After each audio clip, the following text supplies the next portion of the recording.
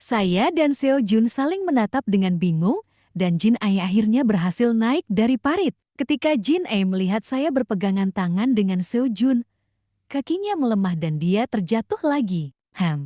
Bisa dimengerti, dengan tokoh sekelas ini di depan saya, tekanan besar adalah hal yang wajar. Tapi wajahnya yang hitam legam itu membuat saya teringat pada sesuatu. Saya datang untuk cemburu, dan saya lupa tentang kelinci di atas api. Sekarang, mungkin sudah hitam seperti wajah Jin Ai.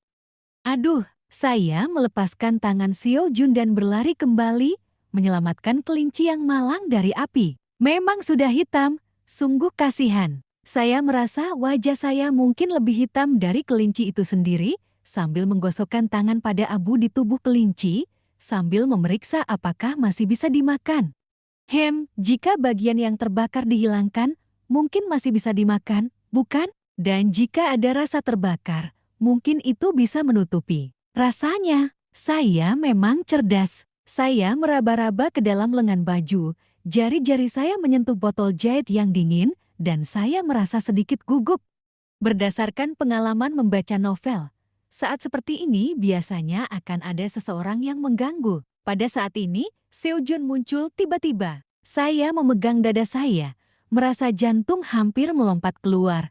Kamu, kamu, kamu ingin membuatku mati ketakutan. Seo Jun mengambil kelinci yang hitam legam dari tangan saya, menciumnya di hidungnya, sudah terbakar. Tidak perlu dia bilang kan, siapapun pasti tahu itu.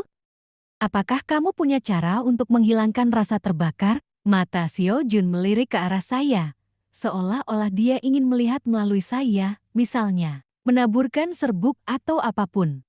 Saya terkejut sampai bulu kuduk berdiri. Saya melindungi dadanya dan menggelengkan kepala dengan keras.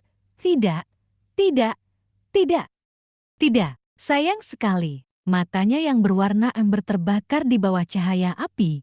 Cahaya itu padam dan menyala dengan angin yang lembut. Sepertinya dia benar-benar menyesal. Matanya menunduk, bulu matanya yang panjang mencerminkan warna salju. Saya tidak bisa menahan diri untuk menelan ludah.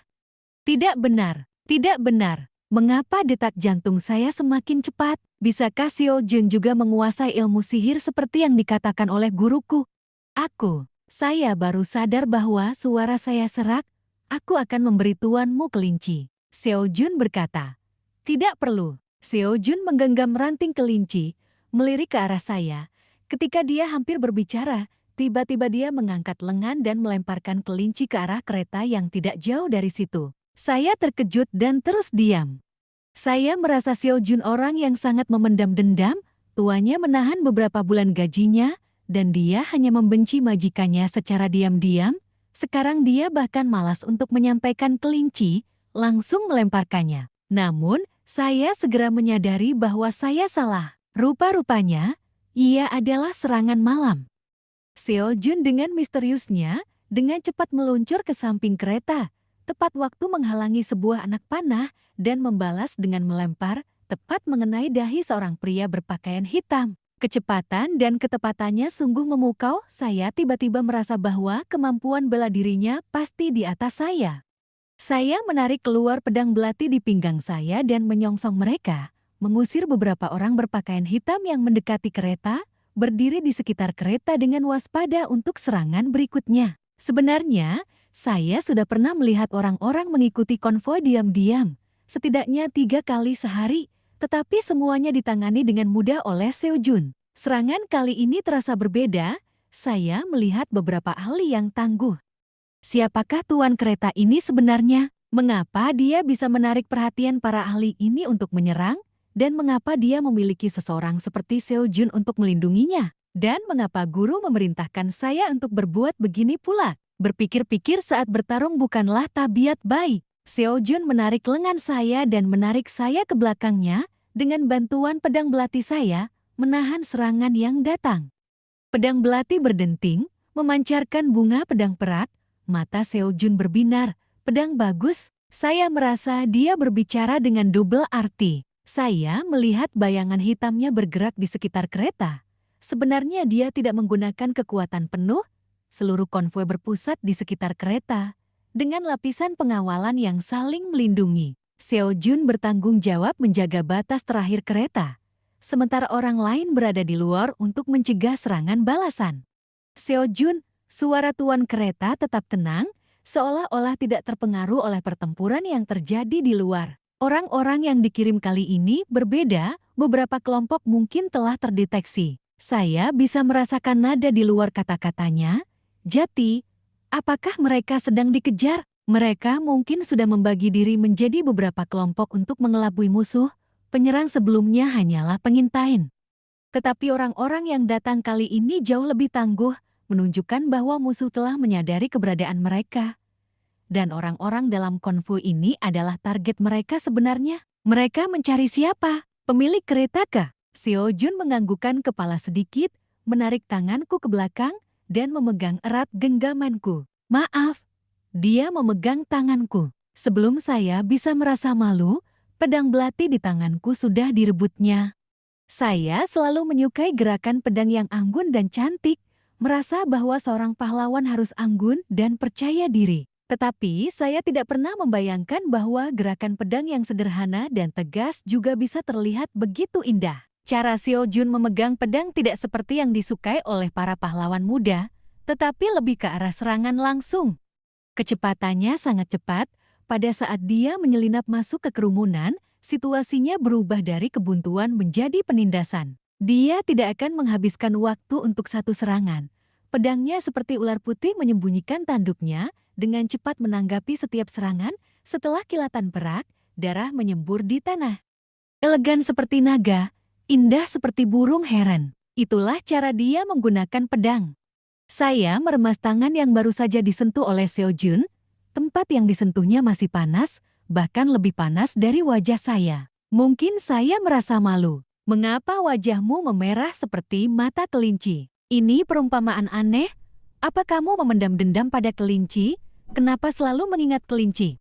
Pemilik kereta bahkan memiliki waktu untuk menarik tirai dan melihat keluar. Ini pertama kalinya saya melihat wajahnya, meskipun saya selalu penasaran dengan wajahnya. Pada saat ini, saya dengan panik menutupi wajah saya dan berkata, "Dingin, muka aku kedinginan."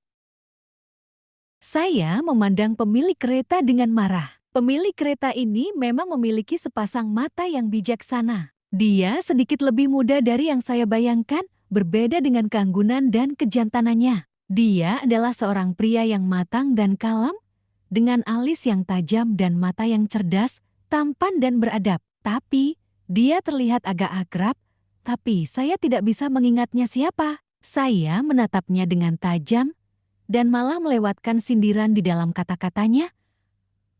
Apakah kamu menyukai dia? Alasan saya bergabung dengan konvoi ini adalah karena jatuh cinta pada Seo Jun pada pandangan pertama. Bagaimana mungkin saya baru menyukainya sekarang? Tapi setelah kata-kata pemilik kereta ini, pikiran saya langsung kosong. Denyutan di pelipis saya semakin cepat. Saya hanya melihat bayangan Seo Jun yang bergerak seperti naga. Saya sama sekali tidak bisa berpikir. Dan tentu saja saya tidak sadar dengan sindiran dan percobaannya. Pemilik kereta itu tersenyum dengan penuh arti. Bukan, bukan. Wahai gadis muda, adakah kamu menyukai Seo Jun saya ini? Setelah Seo Jun bertindak, kekacauan segera berakhir. Penjaga-penjaga itu dengan terampil membersihkan mayat-mayat yang berserakan di tanah, sementara Seo Jun kembali ke sisiku dengan pedang di tangan. Dia tidak berkata-kata, hanya menatapku. Saya teringat akan kata-kata pemilik kereta tadi, wajahku tiba-tiba memanas lagi. Apa yang kamu? Apa yang kamu? Kami berdua membuka mulut, kami berdua terdiam. Saya merasa senang karena kami begitu seirama. Dengan cepat saya tunjukkan kepadanya untuk berbicara terlebih dahulu. Seo Jun berkata dengan lembut, "Tadi, kamu terpinga-pinga." Saya bingung. Seo Jun berkata, "Aku menyelamatkanmu." Saya bingung lagi. Percakapan ini tidak sesuai dengan yang saya bayangkan. Saya tiba-tiba menjadi malu. Apakah Seo Jun sedang mengisyaratkan agar saya menyerahkan diri? Apakah ini terlalu cepat? Biasanya, adakah saya seharusnya menolak dengan sopan 2 kali, lalu setelah dia mengaku dengan tulus, saya akan setuju sambil memerah? Terlihat bahwa kemampuan saya dalam ilmu sihir wanita tidak begitu baik. Dengan contoh dari Jin Ai, saya justru memiliki pemikiran yang aneh. Sesaat kemudian, setelah melihat saya tetap diam, Seo Jun mengangkat pedang lunaknya di tangan. Pedang lunakmu ini bagus. Saya terus berdiam. Saya harus menjadi seorang idiot jika saya masih tidak mengerti apa maksudnya sampai saat ini. Saya menggigit bagian belakang gigi saya. Roma saya masih memiliki satu pedang. Saya akan memberikannya padamu. Seo Jun mengangguk, matanya penuh dengan kepuasan. Sementara itu, pemilik kereta tiba-tiba tertawa. Hahaha. Dia tertawa. Tertawa apa? Gila. Pemilik kereta itu tertawa sebentar kemudian berhenti. Dia juga tahu bahwa ini bukan saatnya untuk bercanda. Dia dengan cepat menahan emosinya dan berkata kepada Seo Jun, "Ubah jalan, kita akan menuju ke kota Angsa." Seo Jun memikirkannya sebentar. Kota Angsa dekat, tapi pertahanannya ketat. Pada saat itu, seorang agen rahasia datang tergesa-gesa dari kejauhan, membawa sebuah tabung bambu kecil. Pemilik kereta membukanya dan membacanya, lalu langsung membakarnya. Ryong juga menuju ke kota Angsa. Seo Jun mengangkat alisnya mendengar ini. Dengan begitu, beri dia sedikit masalah. Konvoi bergerak cepat dan tiba di kota Angsa saat fajar menyingsing di timur. Jin Ai telah menghilang sejak serangan musuh kemarin, mungkin kalah olehku, merasa malu. Ketika dinding kokoh kota Angsa muncul di depan konvoi, tekanan udara di seluruh konvoi turun. Mereka tegang. Tampaknya tidak mudah melewati gerbang kota Angsa ini. Pemilik kereta ini, sejak kemarin dia keluar, dia hanya diam di dalam kereta dan tidak pernah bergerak. Ketika beberapa pengawal menghabiskan 1 jam di dalam, ketika tirai ditarik kembali, pemilik kereta sudah tidak ada lagi di dalam. Yang ada malah seorang kakek yang kelihatan tua dan agak gemuk. Kakek itu tersenyum lebar, mengeluarkan gigi putihnya, dan mengayunkan tangannya ke arah kami berdua. "Mari, anak dan menantu, bantu kakek turun." Saya dan Seo Jun terus terdiam. Saya tahu bahwa kebisuanku dan kebisuan Seo Jun pasti memiliki makna yang berbeda. Saya merasa mendapat untung besar, sementara Seo Jun merasa tidak enak. Melihat Seo Jun tidak bergerak, kakek itu dengan enggan berkata, "Nah, beri kau gaji setengah tahun lagi, oke." Seo Jun mengangkat alisnya. 1 tahun, 1 tahun, tidak bisa lebih, kakek itu agak kesal. Barulah Seo Jun menggenggam pergelangan tanganku dan membawaku pergi. Kakek itu berkata, "Kami berdua harus berpura-pura sebagai suami istri, harus mengubah pakaian dan sikap kami. Bagaimana bisa suami istri seperti kami tidak mesra satu sama lain? Bergandengan tangan." Saya merasa jika saja Seo Jun tidak baru saja setuju untuk membayar Seo Jun setahun penuh, Seo Jun mungkin akan marah. Tapi, betapa tingginya gaji dia bahkan bisa menahan ini demi gaji. Saya tidak tahu apakah saya bisa membayar semuanya nanti. Saya berpikir terlalu jauh. Saya mengalihkan perhatian saya dan mendengarkan dengan serius penjelasan kakek tentang bagaimana sepasang kekasih seharusnya berinteraksi. Ekspresi wajah, sikap tubuh, nada bicara, semuanya dijelaskan dengan serius, seolah-olah dia memiliki pengalaman pribadi. "Seo Jun, kenapa kamu kaku? Dekatkan dirimu padanya sedikit." Seo Jun bergeser sedikit ke arah saya. Sedikit lebih dekat. "Apakah kamu berdiri di antara galaksi?" Seo Jun bergeser sedikit lagi. "Kamu tidak bisa lebih dekat lagi, Kak?" Seo Jun mungkin sudah bosan dengan omongannya. Dia merentangkan lengannya, langsung memelukku. Saya bersandar pada dadanya dan bahkan bisa mendengar detak jantungnya dengan jelas. Tiba-tiba wajah saya kembali merona. Kakek itu menggelengkan kepala. "Bibir istrimu begitu merah, mungkin dia sakit. Kobar abadahinya, apakah kamu dikirim oleh Tuhan untuk menguji batas Seo Jun?" Seo Jun dengan dingin berkata, "Cukup." Kakek itu memandangnya dengan tidak puas. "Masuklah." Saya harus mengakui bahwa akting kakek itu sangat hebat. Dia berperan sebagai seorang kakek kaya yang membawa putranya dan menantunya berjalan-jalan. Dia langsung tidak menimbulkan kecurigaan dari penjaga pintu kota tentang mengapa dia harus berpura-pura sebagai seorang kakek kaya. Dia berkata seperti ini, "Saat kita kelihatan sebagai orang-orang yang anggun, kita harus tampil mencolok, bahkan saat kita berpura-pura menjadi petani, kita juga harus dapat dipercaya. Bukankah ada petani yang tampan seperti Seo Jun? Saya rasa dia benar.